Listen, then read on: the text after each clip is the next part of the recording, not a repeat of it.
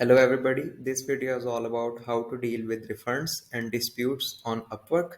Actually ये problem मेरे साथ अभी अभी हुई है, तो मैं चाह रहा था कि कोई बंदा अगर इस चीज़ में इंटरेस्टेड है या वो फंसा हुआ है इसमें, तो इससे एक तो बाहर कैसे निकला जाए और इसको अवॉइड किया कैसे किया जाए इन फ्यूचर, कि आप ये इन चीज़ों में आए ना रिफंड्स और डिस्प्यूट्स के केसेस में, क्योंकि ऑब्वियसली फ्रीलांसिंग साइट है, वो फेवर तो बायर को ही करेगी इसलिए।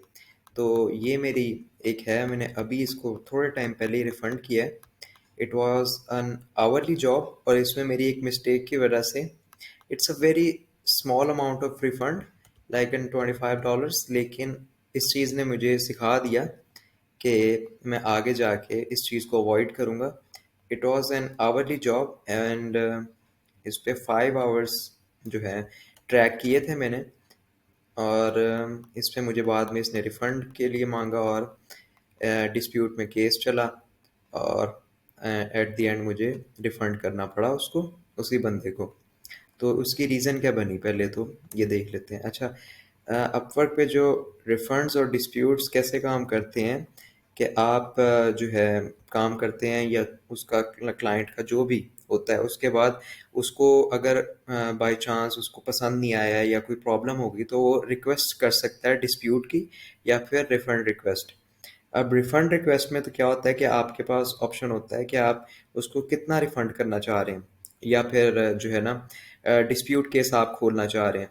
तो अगर आप डिस्प्यूट खोलते हैं तो थर्ड पार्टी अपवर्क में कोई थर्ड पार्टी पर्सन आके आपका डिस्प्यूट रिजॉल्व करवाता है। तो मेरे साथ ये हुआ कि डिस्प्यूट गया, डिस्प्यूट में जाके मैंने उनको अपना केस बताया। उन्होंने कहा कि अगर आपके अपवर्क आवरली प्रोटेक्शन ऑन होगी, आपने अपने आवर्स प्रोटेक्ट किए होंगे, तो ये रिफंड कैंसिल हो जाएगा, वरना पे रिफंड हो जाएगा। सो आई थॉट कि यार रिफंड नहीं होगा, क्योंकि मैंने प्रोटेक्टेड आवर्स यूज़ किए थे, मतलब मैंने उनको रिकॉर्ड किया था, मैंने मैन्युअली टाइम ऐड नहीं किया, मैंने अपवर्क प्रोटेक्शन यूज़ की थी। बट इशू क्या हुआ कि मैंने उसको जो एक मेमोज होते हैं उनके अंदर ऐड नहीं किया, जिसकी वजह से वो रिफंड हो गया। हालांकि मैंने ट्रैक किए थे आवर्स।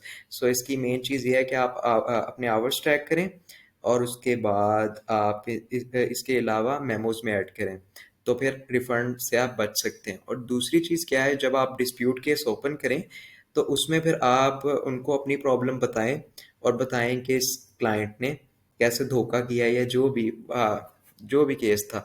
और ये सबसे पहली चीज़ तो ये है कि आप अवॉइड इसको करने के लिए क्लाइंट हिस्ट्री चेक करें, कि अगर क्लाइंट इतना पुराना नहीं है तो फिर रिस्क ना ही लें, क्योंकि 90% केसेस में ये होता है कि जो नया क्लाइंट होता है, जिसकी इतनी पास्ट हिस्ट्री या रेपुटेशन नहीं होती अपवर्क पे, वही रिफंड रिक्वेस्ट करता है।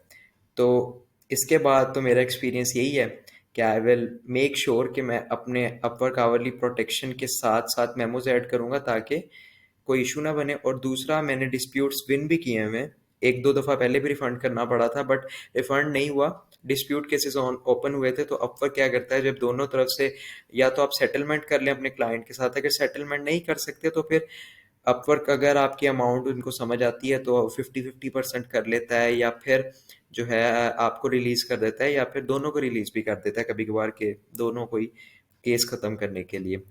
एक तो ये चीज़ है। दूसरी चीज़ ये है, अगर आप डिस्प्यूट खुलता है और आप उसको आंसर ही नहीं करते डिस्प्यूट को, तब भी रिफंड हो जाता है बायर को। तो आपने ये ज़रूर करना है कि अगर डिस्प्यूट ओपन हो तो आपने अपडेट रहना है कि आप उसको आंसर कर रहे हैं। उससे ये होता है कि आपका फिर रिफंड जो है वो डिले होता है और डिस्प्यूट का केस चलता है। सो ये थी आज की वीडियो, बड़ा क्विक सा वीडियो था। आई जस्ट वांट के पीपल इससे फ़ायदा उठाएं, और जो मेरे साथ हुआ है वो, it was a very small amount of refund, but इसने सिखाया मुझे बहुत है कि जो है आवरली प्रोटेक्शन के साथ आप मेमोज यूज़ करें, और उसके अलावा क्लाइंट हिस्ट्री ज़रूर चेक करें। सो स्टे ट्यून्ड, इंशाल्लाह अगली वीडियो में बात होती है। Thanks for watching.